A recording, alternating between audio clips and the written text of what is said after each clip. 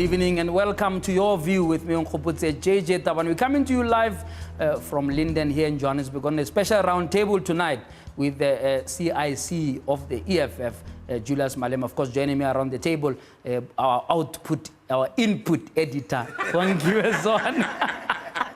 Output, input, no. Just say editor. They must just promote the editor. Rather give me that title. Yeah, I think once and for all. Yeah, all right. You rehearsed the whole time. You understand? Before we come on and you still get it wrong. And Thabo Mdluli, who's anchor here at the Newsfeed as well as our Weekend Prime. Because Julius, welcome. Thank you. To Newzroom Afrika. Thank you very much. It's your first visit, ne? Absolutely. Am I right? Yes, yes. You know that we actually wanted you to come here straight after the president, like on day 2.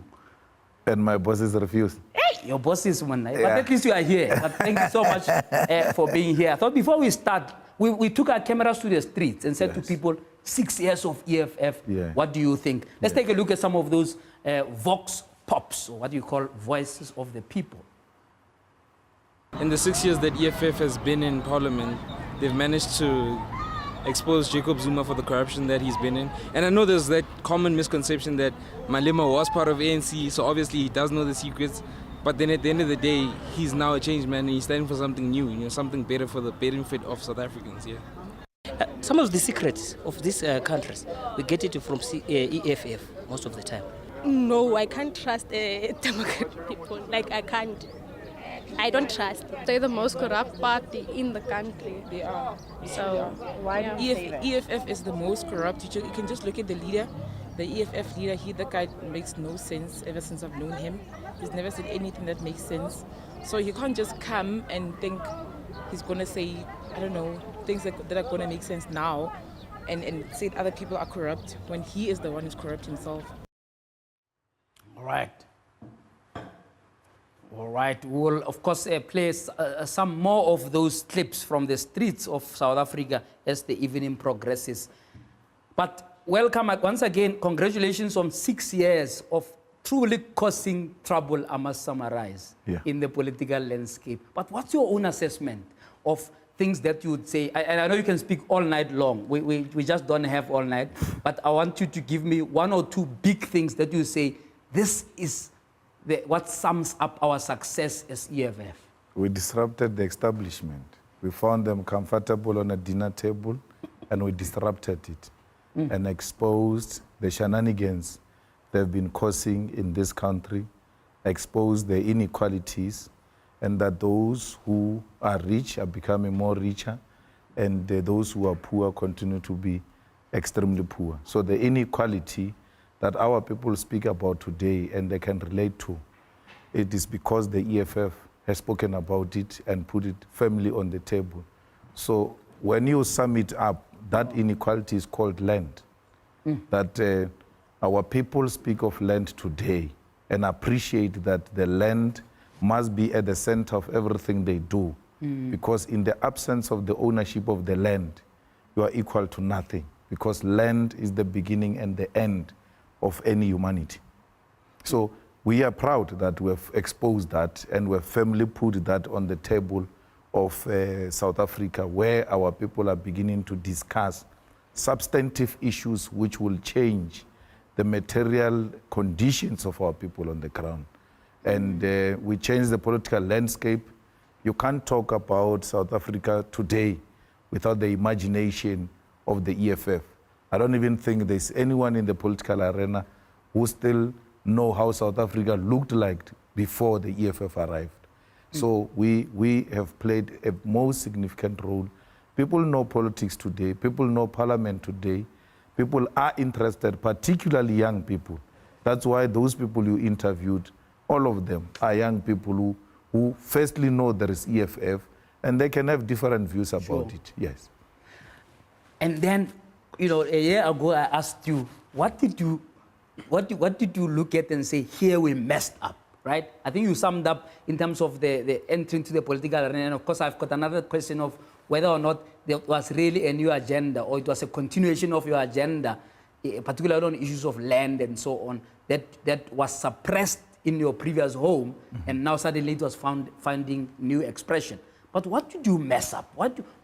And I know that you guys have a sessions where you do introspection. Yeah. You say, hey guys, we are getting this wrong and so on. What are the one or two things where you say, here we messed up as EFF? Nothing. There are no political coincidence. Everything politically is planned. You know the consequences, and you do it deliberately. It doesn't matter the consequences. So I wouldn't sit here and say there is one or two issues that we could have handled much better. We did the best we could at the time on any question, and we gave it all. And we believed in everything we've done as the EFF. But why is it so difficult for politicians to be able to say, but here we messed up? You are outside and we are in the playing field.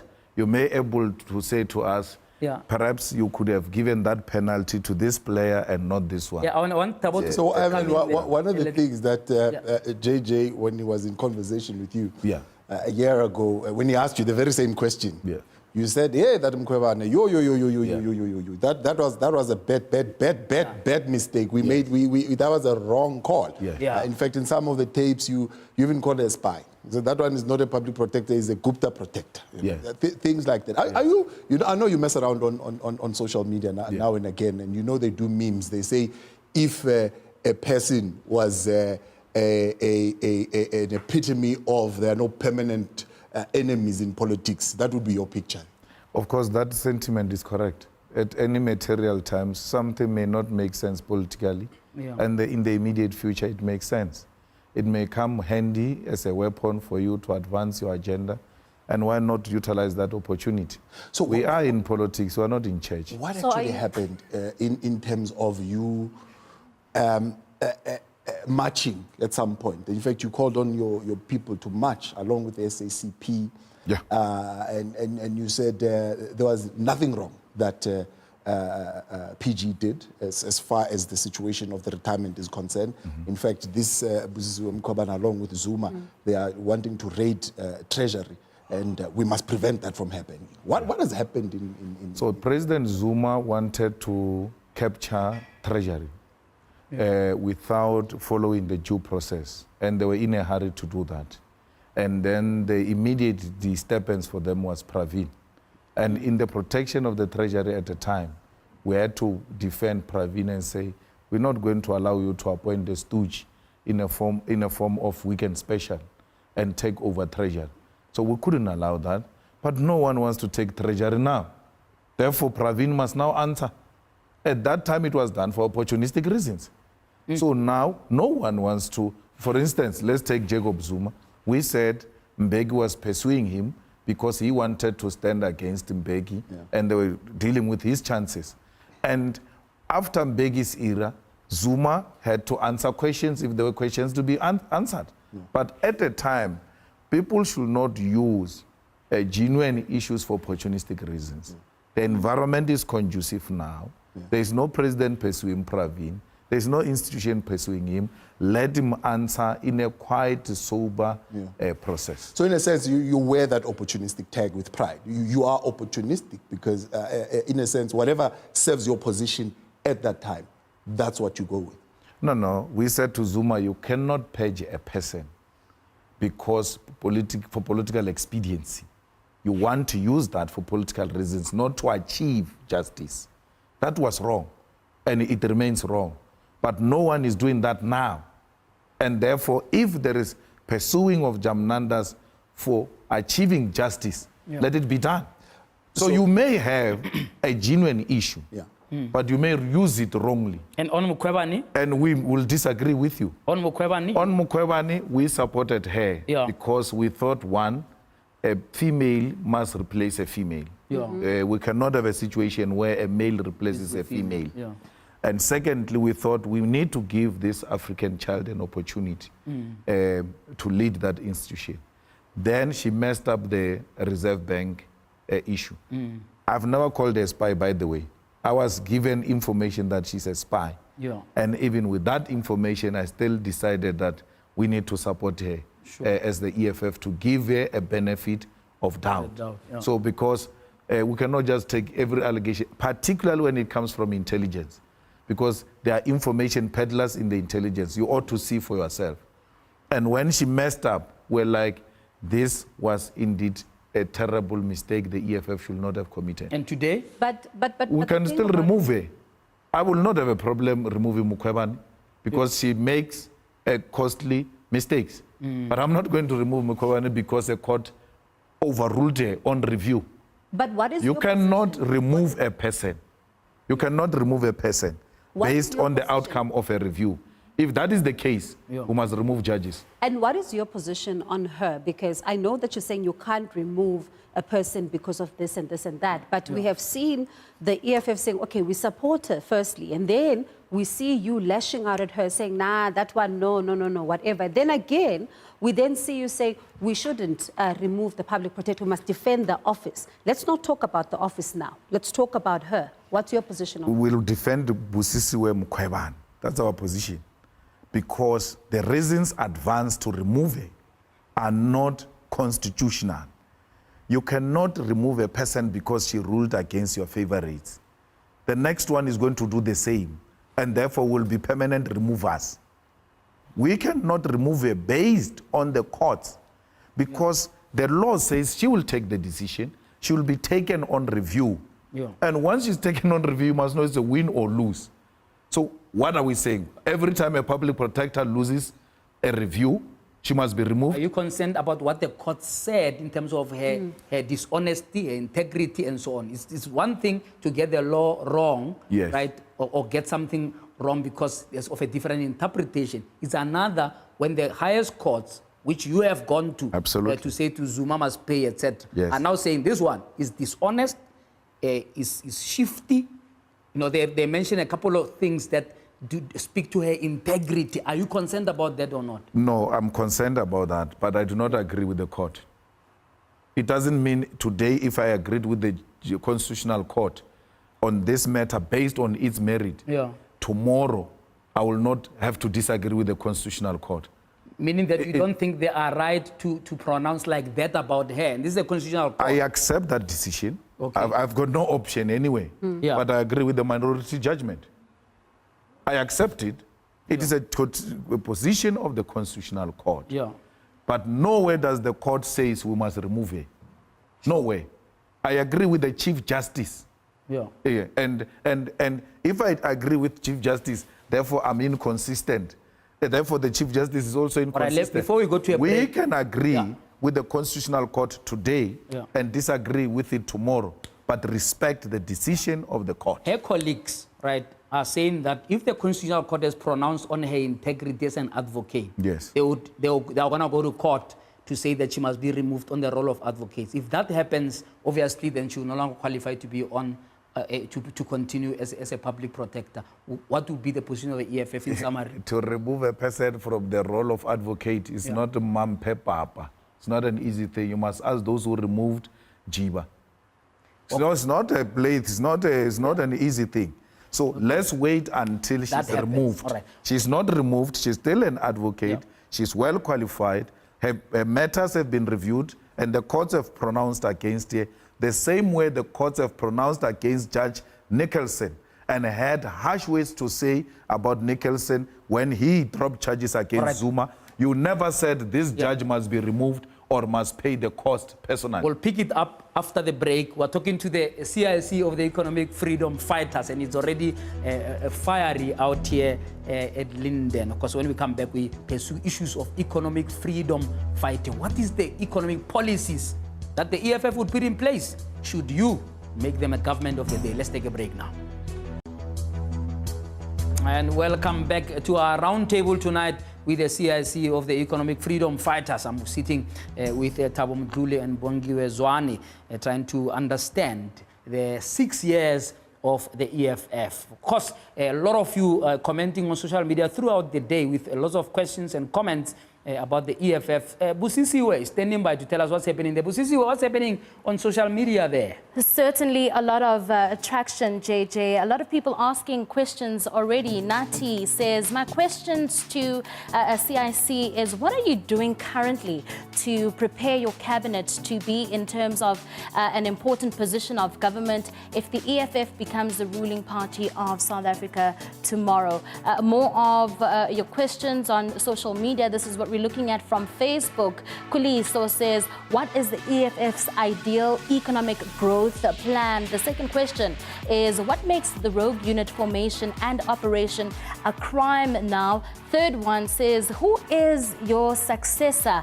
And in your opinion, do you think the EFF is still following the objectives of its formation? And lastly, what is the difference?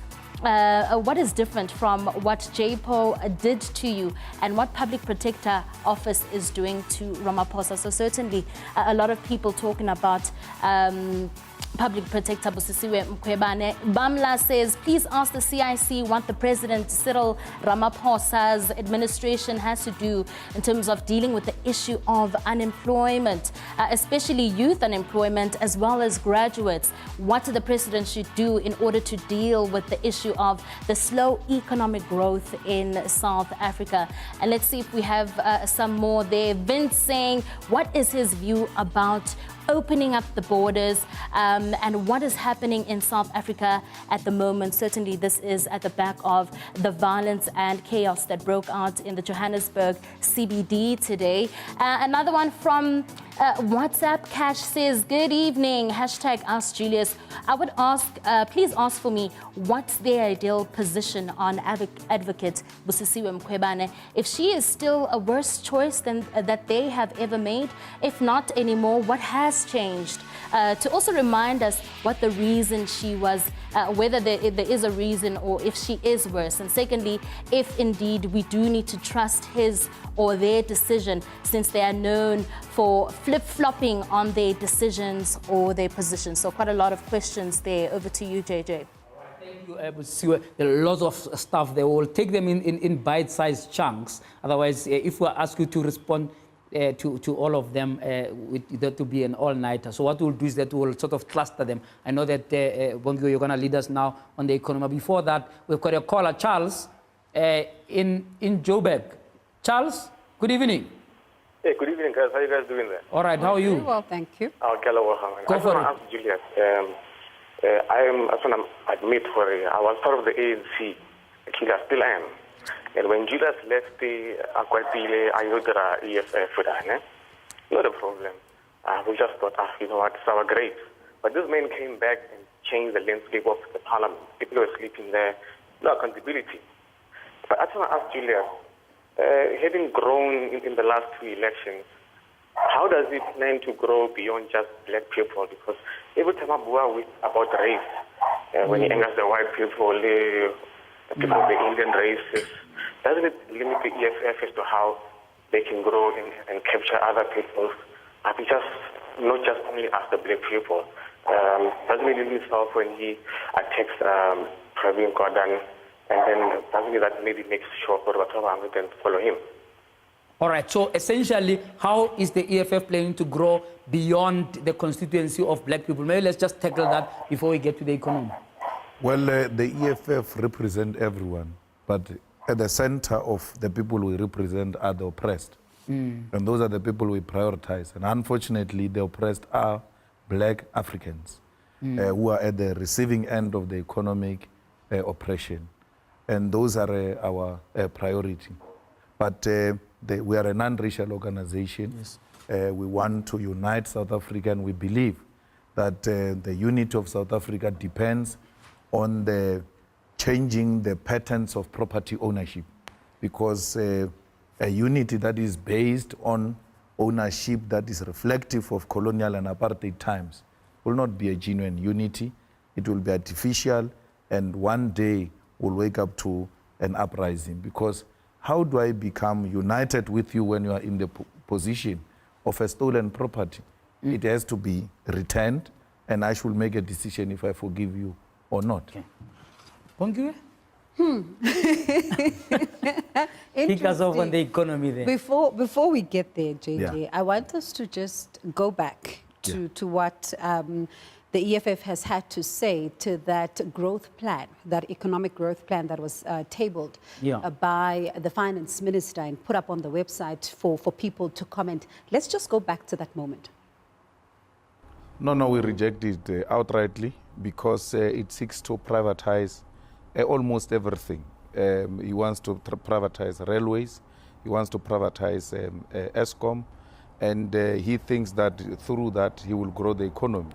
But there is no emphasis on how that is going to create jobs, because we know that privatization goes hand in hand with retrenchment. The biggest problem today in South Africa is job creation. The high levels of unemployment are alarming, and we should be concerned. And anything that is going to put aside the state when it comes to growing the economy, it will not work, because private sector is driven by maximizing profit, and that is where their interest is. And is the reason of maximizing profit is for profit. There's no any other reason. So we want the state to be at the center of leading economic growth and creation of jobs through agriculture, through infrastructural development, and creating sustainable and well-paying jobs. Interesting words there. You want the state to lead this, but this is the state that you also say has failed to create the jobs. It's a state that has failed to create the economy. Why do you want the same state to then come and sort out SOEs? No, we want a Chinese arrangement in South Africa. There will never be any development without the central role of the state. And the state, we're not talking ANC. We're talking a capable state which will intervene decisively in the economy. There is no private sector that is going to create any jobs here. Private sector is going to make money. We have had this situation before. The 1996 GIA grew the economy, but that did not translate into job creation and alleviation of poverty. What they did, they maximized a profit. And Tito is suggesting the same resolutions or solutions which were there before to solve the problems which were created by the same policies. GIA wanted almost everything privatized. You know, it's very painful. In 1994, they gave us freedom and said to us, you must never touch anything economical. You deal with the politics. We are now even giving them the politics.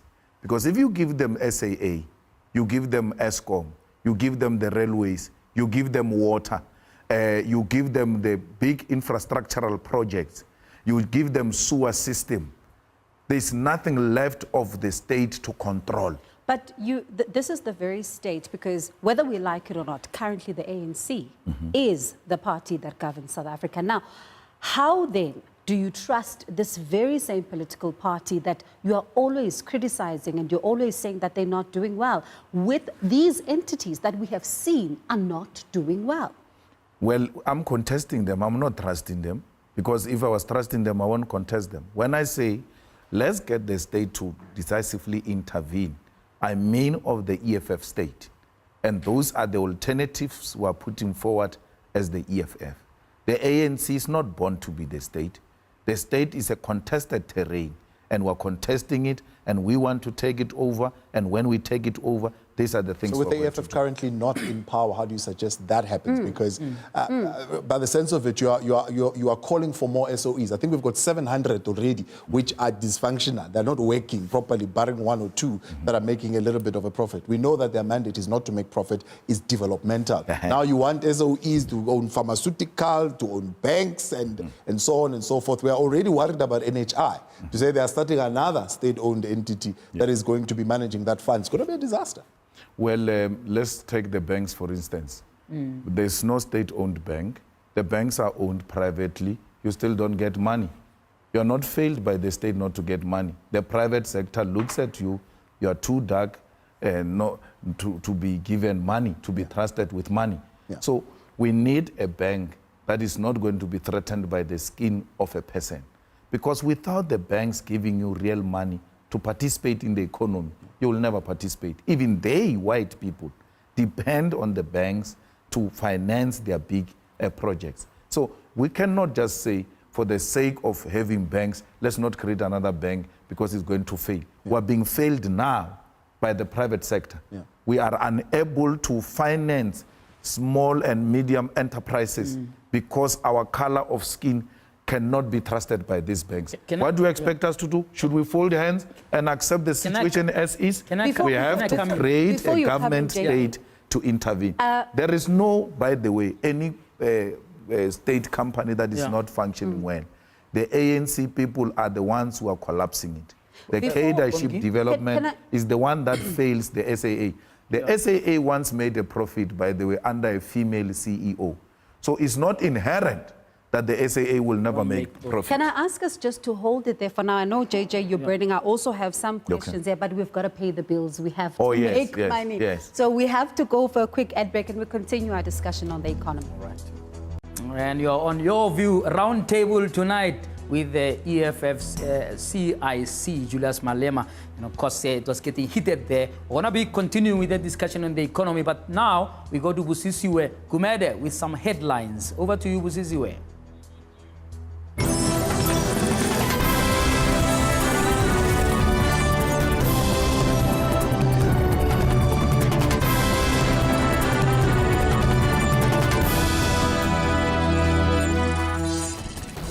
Thank you so much, JJ. Your top stories this hour. Police are investigating a case of murder after a person was shot during a day of arson and looting in Hillbrow.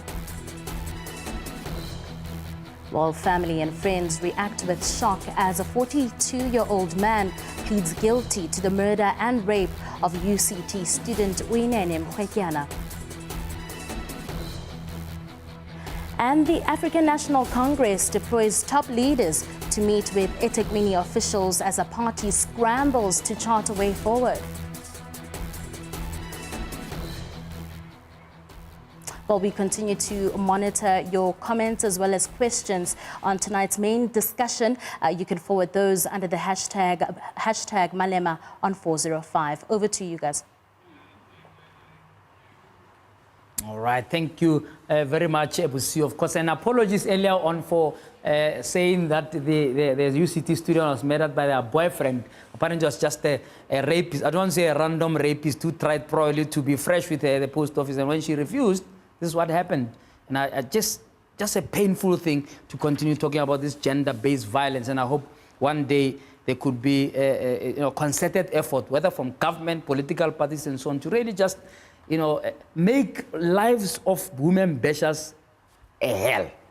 Make sure that they don't sit and be comfortable in our presence. Julius, don't you think this whole issue of privatization is a flag that's often waved as a ruse, almost as a red herring, in that to get this economy right, there's no way we can leave the private sector out.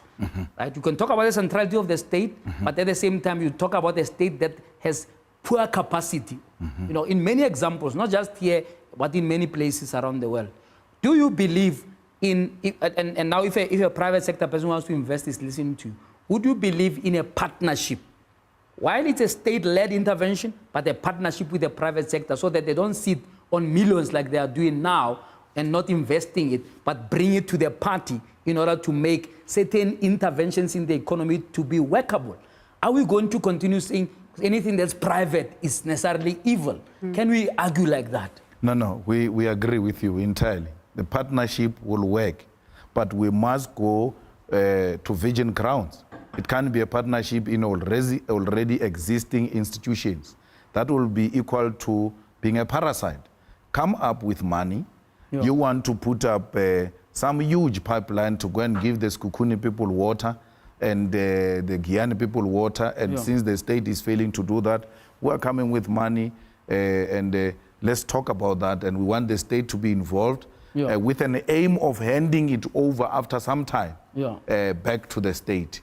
So would you agree, for example, that SAA can get a private partner? They've failed for years. They have dug a big hole in the fiscus. They're always going there with a begging bowl.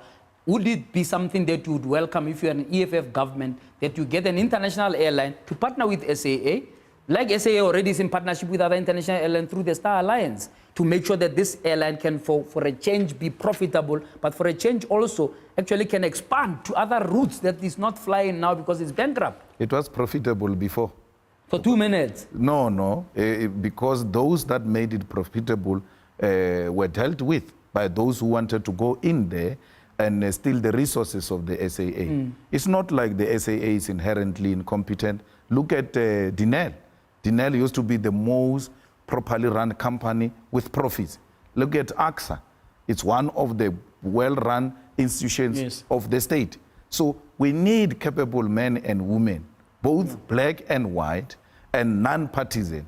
Even if they are ANC, let there be an ANC person with capacity. You can't have a history teacher going to be a head of technical services in a municipality. They know nothing about technical issues, but the ANC has been taking history teachers and making them heads of technical departments because they were able to sing slogans more than other people. That's where the problem is. I was in the ANC. The real sloganeers are the ones that get deployed, because if you dare not deploy them, you won't come back as a mayor. And mayors are not driven by the desire to give people services. They are driven by the desire to remain in power as mayors for personal egos and glory. And while you talk about personal egos and glory, I want us to look at this, staying with Eskom, particularly because this has been a very concerning situation that we've been seeing there. What do you make of, because this document still calls for the unbundling of Eskom. What do you make of that? Unbundling means privatization. Will not agree with it. They want the generation of power to be left in the hands of the private sector, independent power producers who are going to sell it at Eskom at an abnormal price, as they do now. And that's what the EFF is not agreeing with. We need to, for instance, make sure that the 2 power stations that were built are completed, and we supply them with coal at a reasonable price, not an international competitive price. Eskom must be given preference when it comes to coal. But look at those 2 powerful stations. You want to blame Zuma about corruption and everything Gupta's. But those things were told now, both by the favorite Pravin and those who went to, even now, the committee went in now. They said those things were messed up from the beginning. Who was in charge at that time? But I want to go back to what JJ was talking about triple Ps. Yes. You are saying, yes, they can come in. Yes. Let's get in at grassroots. Let's help each other with the intention of working with the state. At a particular point, take the thing and give it back to the states. Are you saying to us, under the government of the EFF, for example, workers will never own any? They will own. Those ones are actually the priority. They will own. We marched to the JSE and said to all the top companies in the JSE, don't give deals to BEE, give deals to the workers. How does me getting a 20 billion deal going to help the people of Alexander? It's not going to help them with anything. It's an individual accumulation. Instead, give the workers. And those workers come from Alex, and they will make their living conditions. But how does that then marry with the idea, for example, on land? You're saying, no, land must be owned by government. Yes. And we just lease to the people. They don't own anything. They don't own any piece of land. Yeah, but the state owns electricity now. And you still have electricity. But that's the question. That's why I'm asking. And you are as an individual, I shouldn't own a piece of Eskom. No, you don't own a piece of electricity now, but you are very happy. Why do you have a problem? You don't own a piece of water. You are very happy. Yeah. The government is giving you that. Why do you have a problem with that? What if I've got a desire to want to own a piece of Let's take the land and put it under the custodianship of the state. Yeah. And then let the state allocate to our people. My brother, the piece, 1 hectare of land, the way it's so expensive, a lot of our people and generations after generations will never own a piece of land. So let's take the land, let's give it to our people, and at a point when we feel like our people have now reconnected with the land, our people are now empowered enough, we can talk this discussion whether we should release it into some private ownership. I'm going to come to the issue of the land because in a number of occasions you have expressed doubt that the ANC is serious about expropriation. I want to come to that in terms of your agenda on the 6th Parliament. But before that, let's go to Mpumalanga and talk to Boitumelo. Good evening to you, Boitumelo. Good evening, sir. Evening to you. Yes, sir. I wouldn't talk much, but my comment was when is Mahashula going to answer? Like everybody else has been answering, but I don't see anything happening with regard to him in terms of people who are in leadership who should take responsibility. I said that on my comments that Britain is flaming with fire, meaning that people are not getting any jobs, nothing is happening there.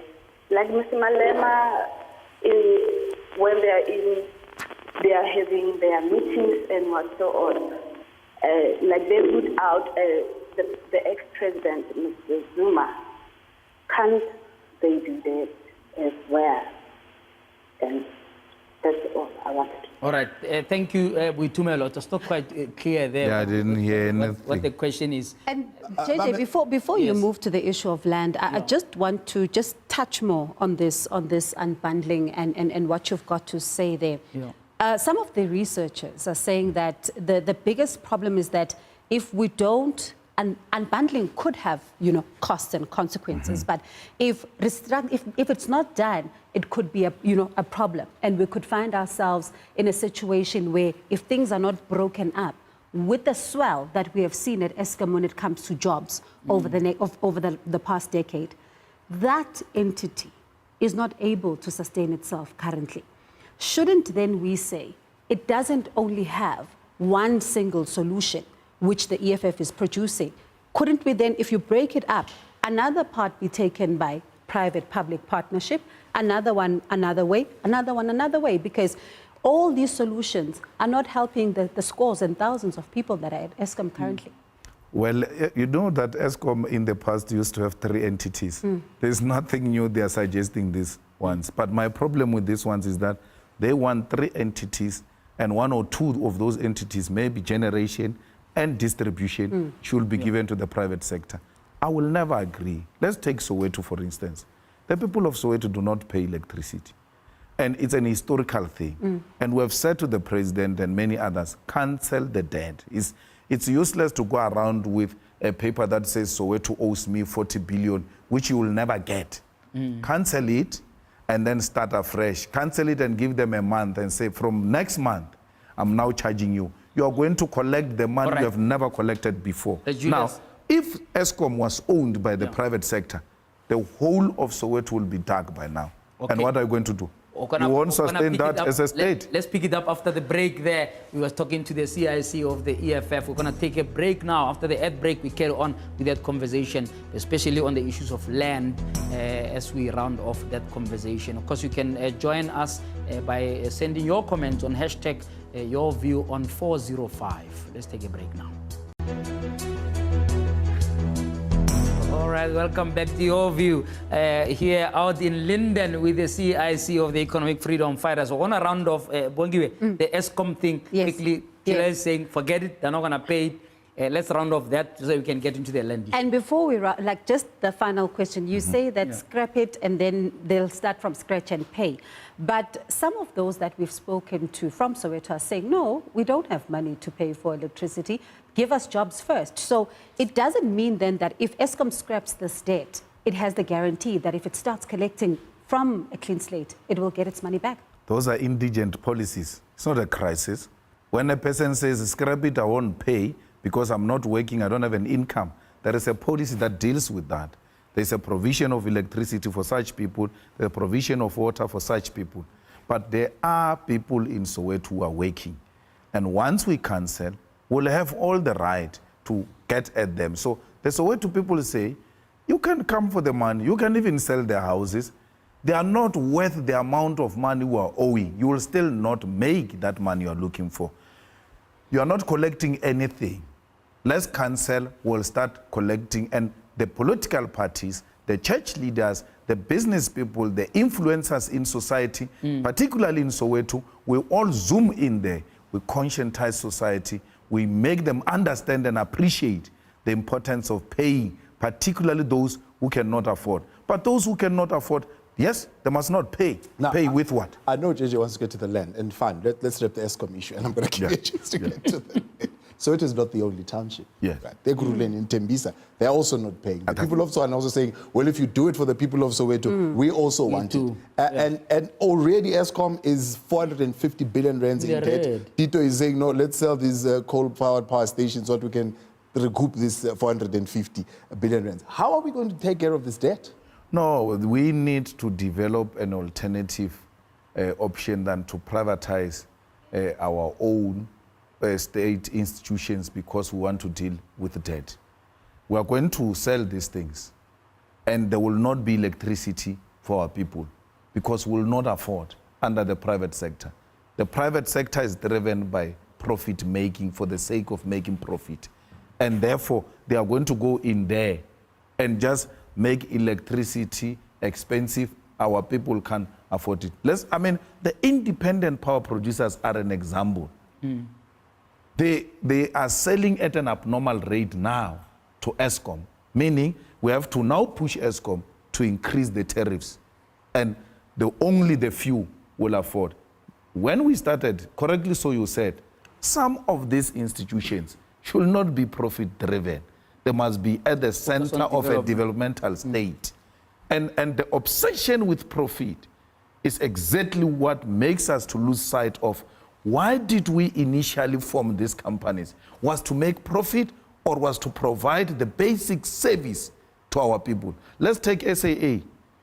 If we dare privatize that thing, Nalwen, Rea Greyhound, we will not afford flying, I can tell you that. You think you are a black elite, privatize it. No. It will be Julius completely white. He's an MP. It's okay. I'm back to that. He'll be okay. Julius. Fly. But I'm not going to die an MP. I'll be out of parliament tomorrow, and I shouldn't be even use my benefits. You seem to be to now think that because I'm privileged, therefore I don't care. I still care even when I have the free ones.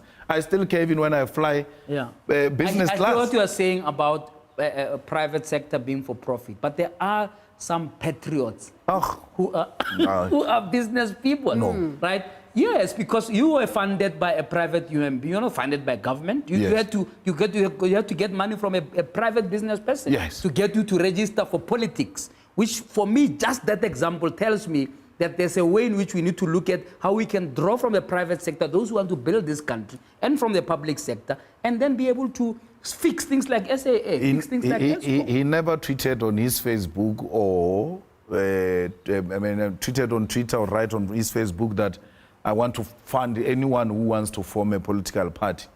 He financed it because of proximity to me. And it's for personal, selfish reasons. But those reasons are... You'll be in government, there'll be many people... but his immediate move is I'm supporting my friend. He's not doing those things for being patriotic and all that. He can now, on a second thought, think, I thought I was just being a good friend. Let's talk about but it looks like I've contributed to a bigger project here, and that will help to conscientize him. But he cannot come here and tell me, Mazoti, that he's a patriot, he wants to good for everyone. No, he's profit-driven. Worse, he's engaged in a dangerous business of cigarettes. So why would you take money from him if he's engaged in such a dangerous No, I took money from a businessman.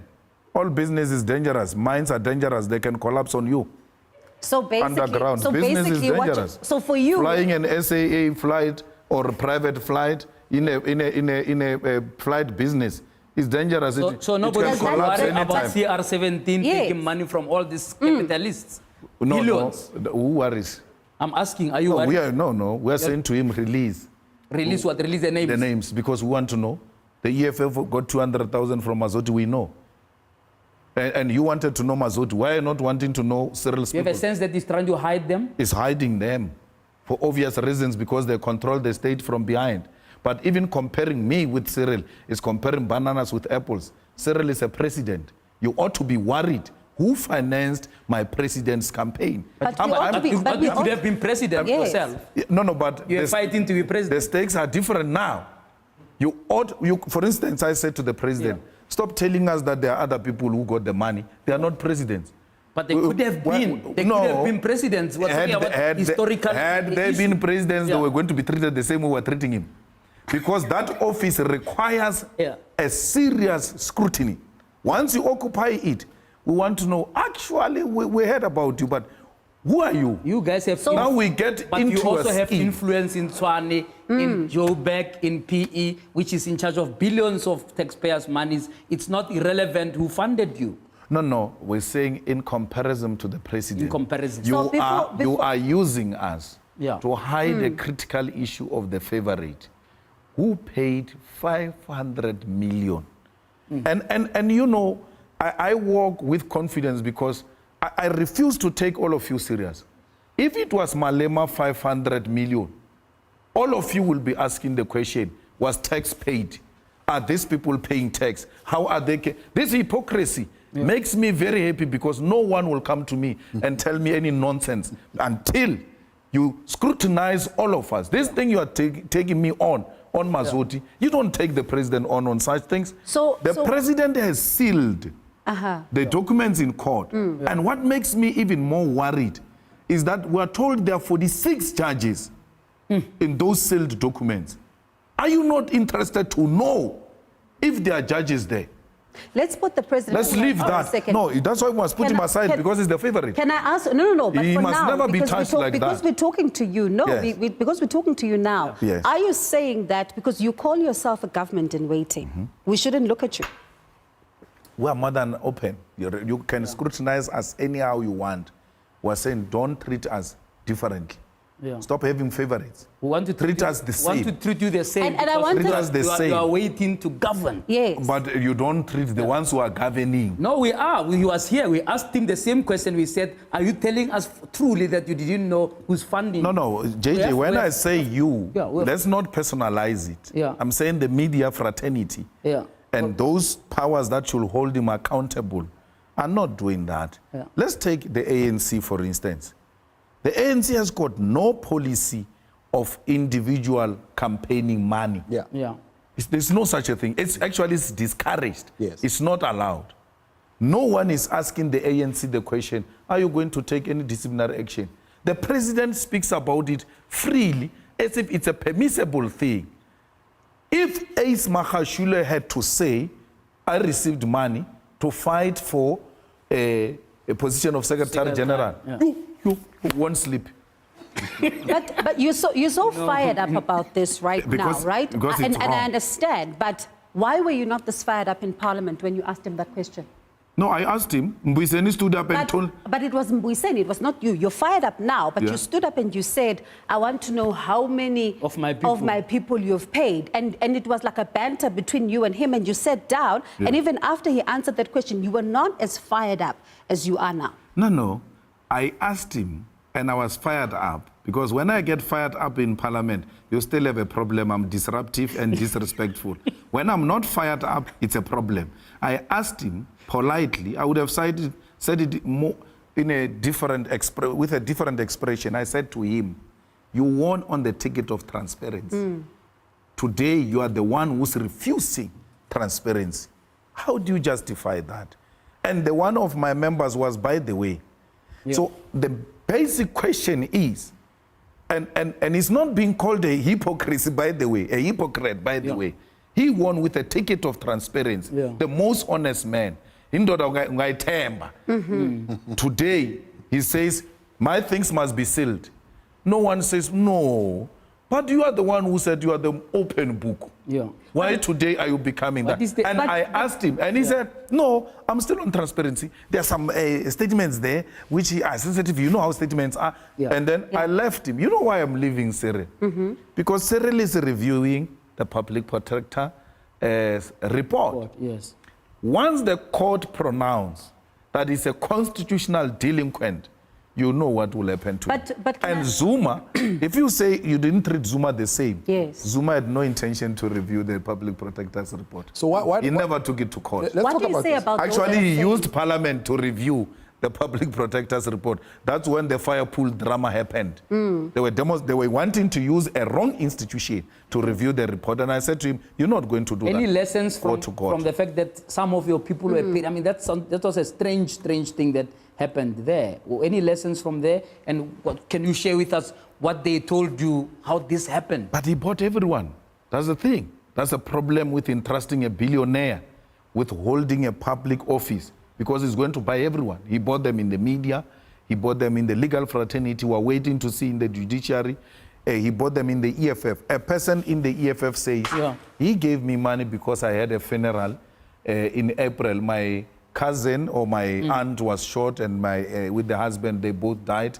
I sent messages to everyone. He responded and called me, said, give me the account number. I did exactly that in April. Sounds reasonable. Fair enough. Why did this person resign? But the money was given in 2017, not in April, February. Even when I still say to you, be honest with me, you lie. I see. So he has been giving them money from 2017. And she says, I got money in April. Yeah. So it's not a single payment? No, it's more than 3. And then the second one says, my child was sick. We know her situation. Yeah. We helped her. And I said to her, okay, was it before you told me? She told me. And we intervened immediately because her child's situation is unique. Yeah. Immediately. Was it before us or after us? She said it was before you. So I got the money and I was like, no, that's fine. It's understandable. All right, she received the money. We're going to take a break. She received the money. She received the money in April. After we intervened, took her child to the best medical institutions, she still received this year from the president. So what genuine reason are you talking about? All right, let's they take were on a the break payroll. now. We take a break there. Fiery conversation around the table here, because hashtag your view on 405 if you want to participate further. We'll take 1 or 2 calls as we round off that conversation. Let's take a break now.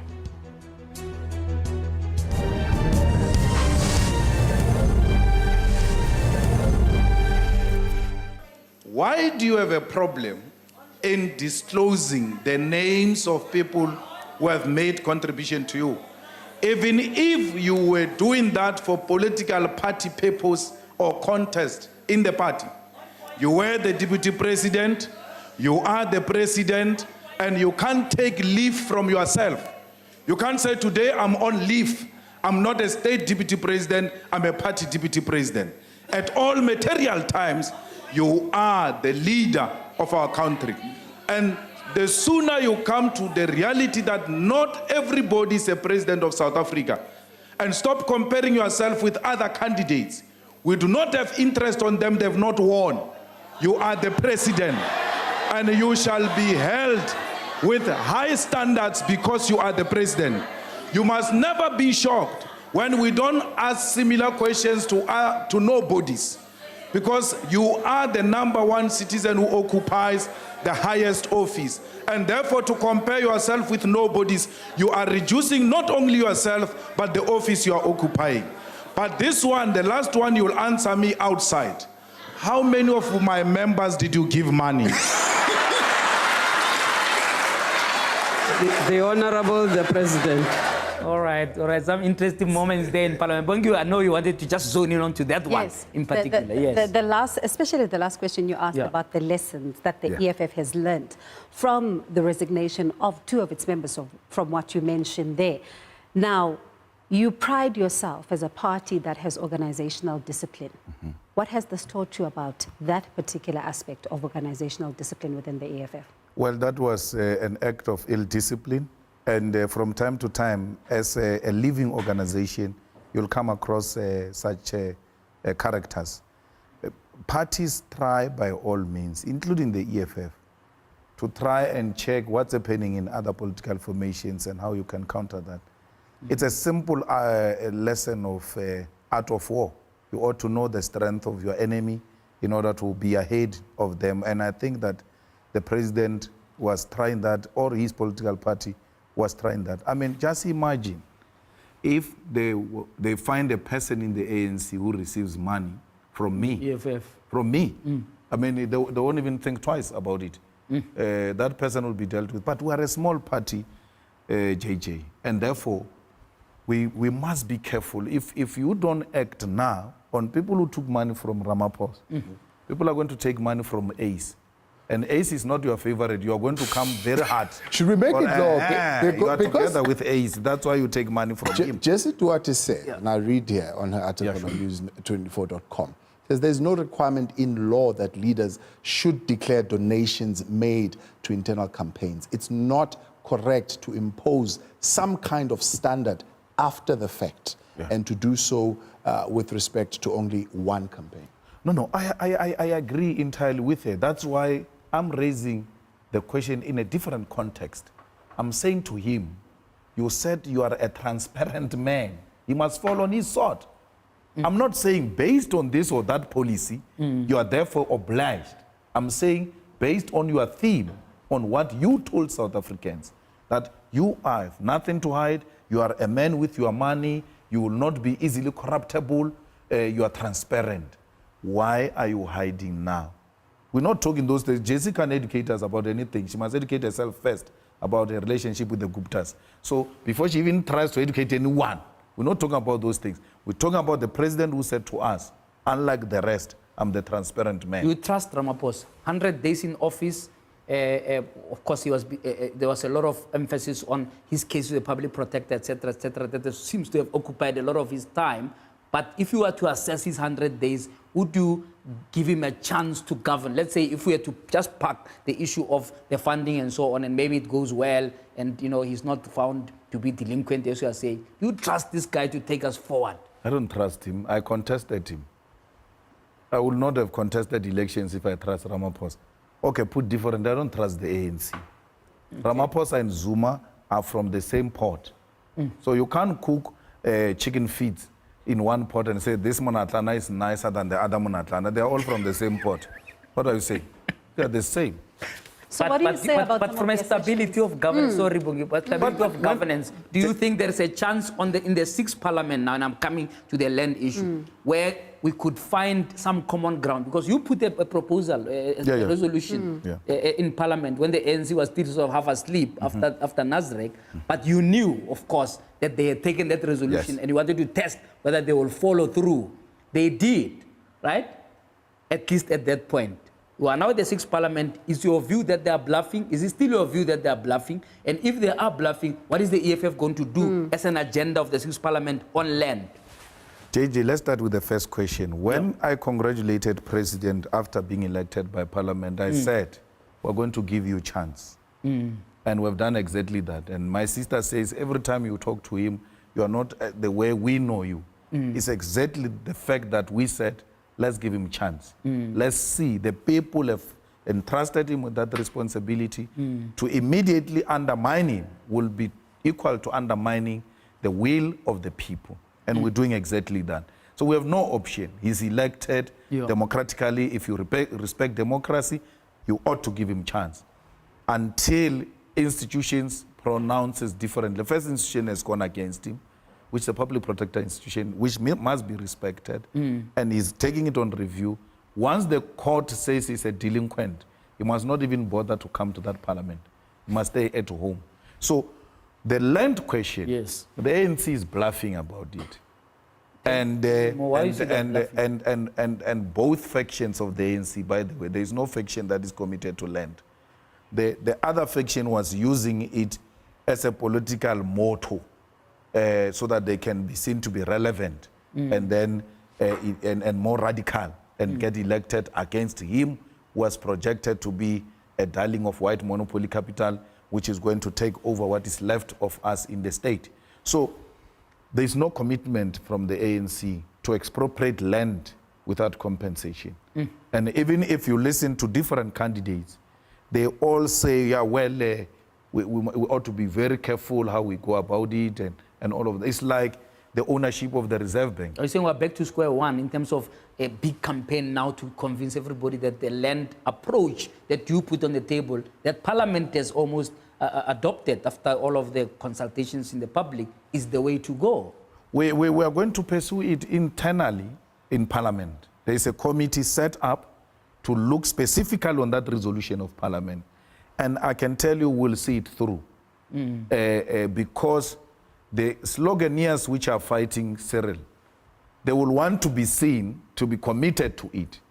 And we are going to use that to make sure that the policy of the EFF find an expression, because that's what the people of South Africa want. Let's hear what the people are saying. ANC said during elections, that it will expropriate land. Let's hear what the people are saying about land, your land policies in our streets tonight. Firstly, this land has been taken to our forefathers without compensation. So now I'm saying we should share the land. We don't take it away from it. We should share it without any compensation, just to be equal. Because at this moment, the white people are exploiting our black people in the farms. Because farmers are working without being registered. They're not even getting paid properly. How can we share the land? Because this land is all, it was for us before. We must share it, but not compensate. We don't have to pay it, we must share it. Yeah, I believe to share the land. I think there is the right decision to share the land, because there is a land that you find that is not occupied.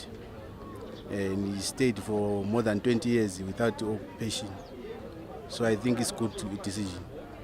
Well, I feel like you can't give people land without having them pay for it, because how are they going to maintain the land if they're unable to pay for the land that they're trying to get? You understand? So that means agriculture will go down, and hence having our economic also falling, which is already happening. So you can't expect people to give away their land without expecting anything in return for that land. No, they shouldn't give up the land. If you can fight for it, fight for it. You know, but if you can't do anything about it, then it's fine. It's whatever. The land issue is quite a tricky one, because it depends on how exactly we're going to go about taking the land, you know. I do believe in it though. I feel that, you know, especially because after apartheid, black people necessarily didn't get any reparations, you know, so that could form part of our reparations and we could move forward from there on. Because if you think about it, we were given power, right? But now with that power, the same people we've ordained to lead us are not really doing the most for us, yeah. All right. Interesting conversations in the streets there about land. Temba in Port Elizabeth. Good evening. They say good evening to you, good evening to CIC. Go for it. Yes, thank you, JJ. JJ, in passing, man, please, man, understand that the energy generation, Eskom is selling it at a loss to energy generation. Now, public management finance does not allow anyone to sell any public property at a loss. The 21 billion rand loss at Eskom is because of the renewable energy that is sold at a loss. That's my passing. But JJ, let's go to the land. Yes, quickly. I want CIC to talk and understand the impact once land has been taken away from the current owners. The production, agricultural produce, the market for it will fall immediately. It will be difficult even to transport the potatoes from the farm into the city centers. How are we going to rescue that situation? Because that market is going to fall down, and how are we capacitating our communities to produce their own food while we will be faced with the economy of the agricultural produce that has fallen down for the good 10 years after the land expropriation. All right, Temba, we're going to have to leave it there. Thank you so much. I think that's clear enough. We'll get the CIC to answer that as his last word on the land issue before we get into other themes. I would like to also explore the issue, for example, about the relationship between the EFF and the media, which is it's been quite heated in recent times. Let's take a break now. Stay tuned.